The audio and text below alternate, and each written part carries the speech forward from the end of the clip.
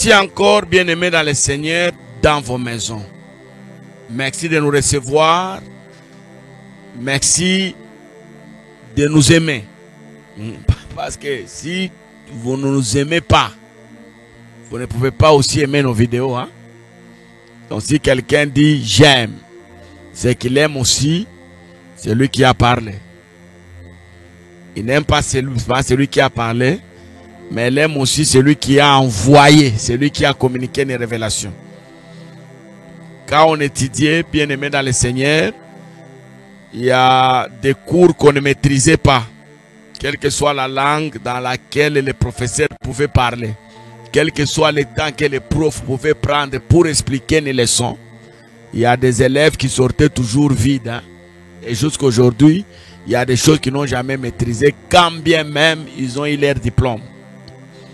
Et la plupart des raisons qui faisaient que nous ne puissions pas maîtriser certaines leçons, c'est qu'on n'a pas aimé soit l'enseignant, soit l'intitulé du cours. Hein? C'est comme ça que j'ai un ami qui m'a dit, à moi l'histoire, je n'aime pas. Les homo sapiens là, quand j'entends ça, non. Il n'a pas aimé et il n'a pas maîtrisé l'histoire. Quand bien aujourd'hui, il est devenu une grande personnalité. Bien-aimés dans le Seigneur, nous sommes dans notre tranche d'émission sur notre chaîne YouTube à l'ère du salut. Je te rappelle encore la vie sur cette terre sans Jésus.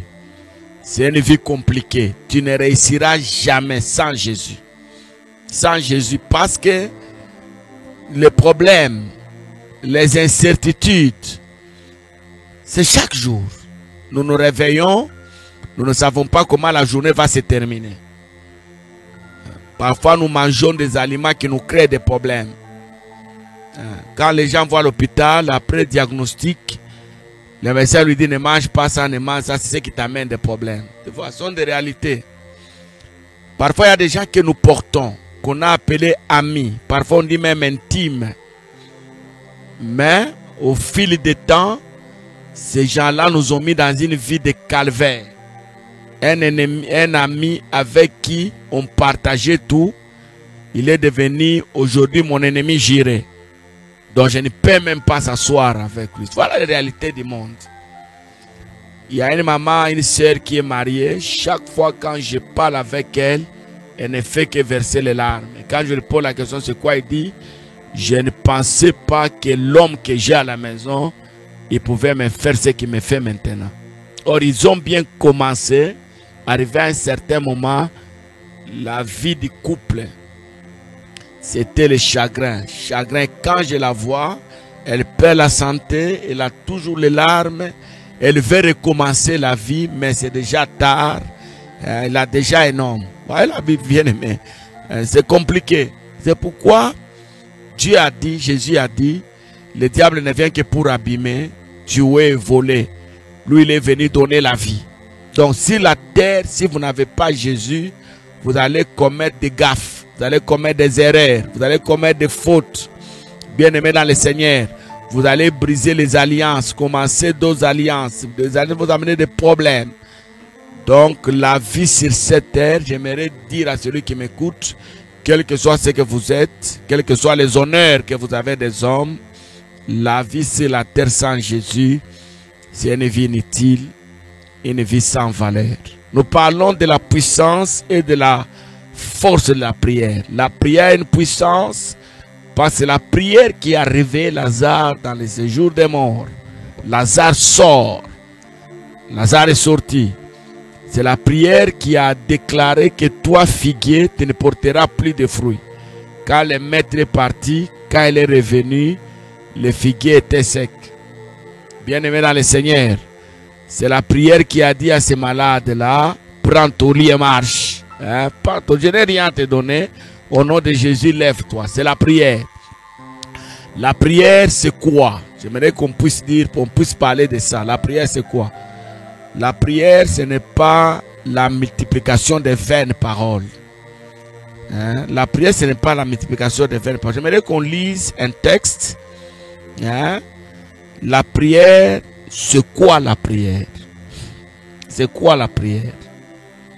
Nous sommes dans le livre de Marc, chapitre 5, non, chapitre 1er, le verset 35. Marc chapitre 1er, le verset 35. Je lis la parole.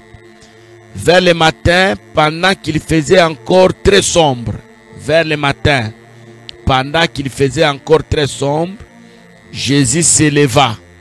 Il sortit pour aller dans un lieu désert où il pria. Donc lui-même, le maître de la prière, c'est à son nom que nous prions. Moi, j'aime l'appeler, c'est lui l'exaucement de nos prières. Lui-même est prié. Lui-même est prié. Alors la prière, c'est quoi? Je vous donne rapidement 3 petites réponses. La première, la prière, c'est la planification. C'est la planification avec le Seigneur. Lui, il planifie.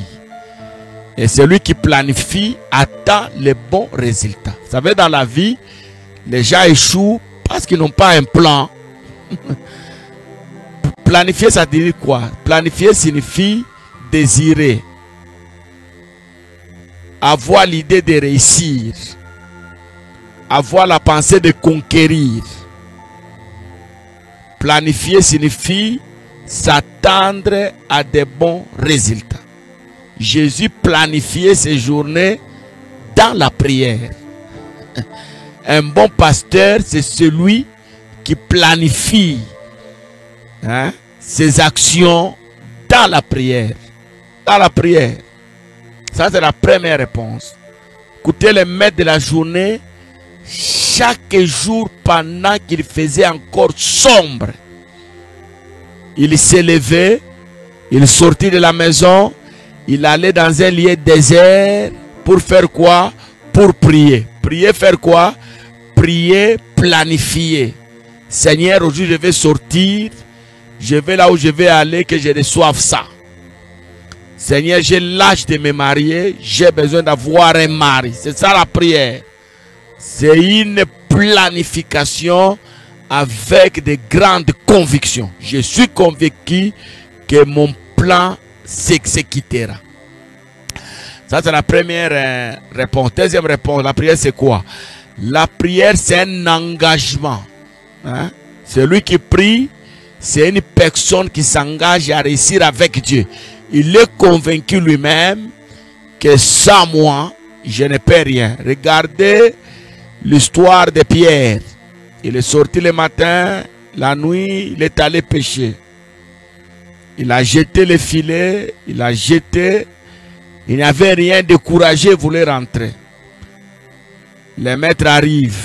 Il dit, mais Pierre, jette. Il dit, mais j'ai travaillé toute la nuit. Il est parti avec ses propres capacités. Parce que celui qui prie, il doit savoir dans son esprit, il y a quelqu'un qui gère. Et celui qui gère, il est au-dessus de tout. Il maîtrise tout. Il connaît tout. Il sait là où on peut échouer. Il sait comment sauter un piège. C'est pourquoi je me soumets à lui. Tu vois, c'est un engagement, c'est un travail. Ce n'est pas entrer à l'église, commencer à bouger des lèvres. Ce n'est pas aller à la montagne, en train de bouger la tête. Non. La prière, bien aimé dans le Seigneur, c'est un engagement. J'aime dire que la prière, c'est un travail. C'est un travail. C'est un travail, un engagement.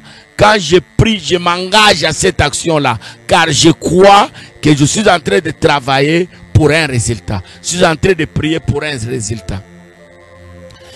Pierre voulait rentrer. Mais non, jette. Mais j'ai travaillé toute la nuit. Je suis habitué à faire ça chaque jour. Je crois que ce jour-là, Pierre est allé avec sa force, avec sa connaissance. Il a oublié que celui qui est au-dessus de tout, celui qui paie, c'est Dieu. Mais moi je te dis, alors Pierre dit, à ta parole. Tu vois? Il engage Dieu dans son action. La prière, c'est engager Dieu dans ce qu'on fait. Ça, moi, vous me dites, malheur à celui qui va en Égypte sans consulter le Seigneur. Parce que la prière, c'est aussi une consultation. Seigneur, j'ai envie, j'ai la pensée d'organiser une croisade. Qu'est-ce que vous pensez? Je consulte le Seigneur. Pas ce qui se fait maintenant, là, actuellement. Vous passez dans un quartier là, convention des femmes.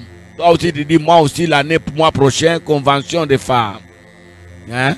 Tu passes quelque part là, tu vois, séminaire de racheter. Tu vas aussi à l'église, séminaire de racheter, sans consulter le Seigneur.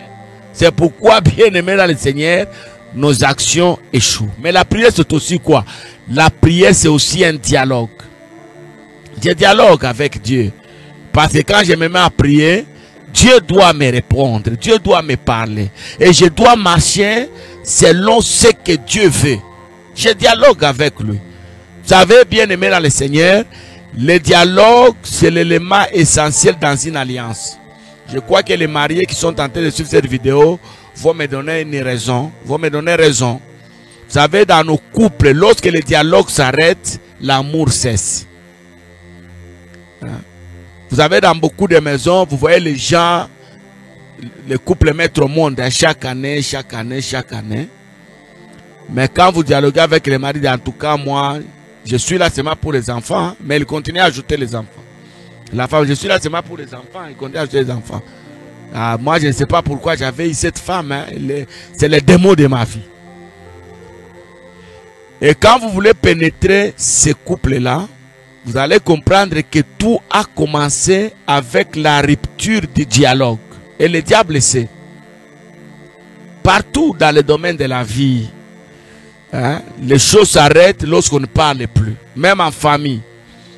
En famille, les gens ne se parlent plus. Vous n'appelez plus votre frère pour lui demander de ses nouvelles. Vous ne demandez plus vos parents comment ils vont. Bien aimés dans le Seigneur, l'amour est en train de s'enterrer. Alors, je reprends ce que j'ai dit. Bien aimé dans le Seigneur, la prière c'est la planification. La prière c'est un travail, un engagement. J'engage Dieu dans la prière. Dieu est avec moi dans la prière. Et troisièmement, bien aimé dans le Seigneur, la prière c'est un dialogue. Dialoguer signifie discuter. Je propose à Dieu des choses. Dieu peut dire non, pas ça. Pas ça. Il y a un homme de Dieu dans la Bible, je crois c'est Paul. Il a planifié aller travailler quelque part. Mais il dit lui-même dans la parole, si vous lisez la Bible, il dit Dieu a fermé ma marche. Dieu m'a empêché de voyager. Voilà les termes qu'il utilise. C'était un homme de Dieu exceptionnel. Mais nous partons sans consulter Dieu. C'est pourquoi on fait des voyages missionnaires. On arrive dans une ville, la vie te complique, tu n'as pas idée. Et tu dis, mais je suis venu travailler pour le Seigneur. C'est vrai, tu es allé travailler pour le Seigneur. Est-ce que Dieu t'a autorisé? Est-ce que Dieu a libéré? Dieu va d'abord libérer comment? Tu n'as même pas consulté, tu n'as même pas dialogué. Il y a beaucoup d'hommes de Dieu qui travaillent par expérience. Non. Hein? Ne travaillons plus par expérience. L'expérience peut nous accompagner dans le travail, mais faisons des choses d'une manière réelle.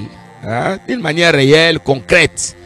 Posons des questions à Dieu. Et si Dieu nous répond, nous pouvons avancer. Que Dieu nous bénisse. Soyez vraiment bénis. Je crois que tu vas aimer cette vidéo et partage-la. Je reprends avant de terminer. La prière, c'est planifier. La prière, c'est un engagement. La prière, c'est un dialogue. C'est pourquoi les maîtres de la prière faisaient ça. Il devait se soumettre à son Père. Chaque matin, je vais marcher, je vais trouver des malades. Je vais guérir. Seigneur, aide-moi à réussir. Avant même que je lève mes mains, Seigneur, accompagne-moi. Voilà, c'est ça. Surtout si vous êtes homme de Dieu, vous êtes pasteur. Vous avez des charges. Vous savez, tous nos chrétiens sont entre nos mains.